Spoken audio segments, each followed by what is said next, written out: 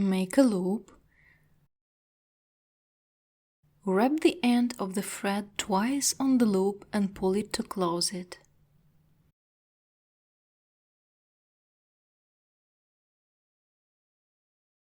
Cut the excess thread.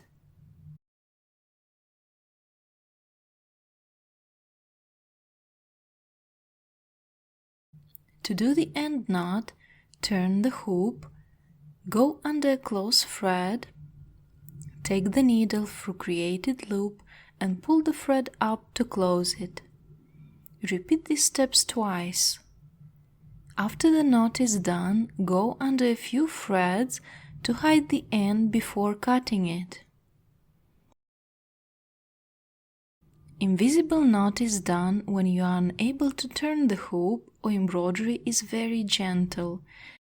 Bring the needle down, leaving the end on top.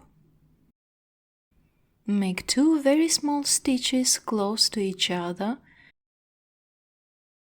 and cut the end short.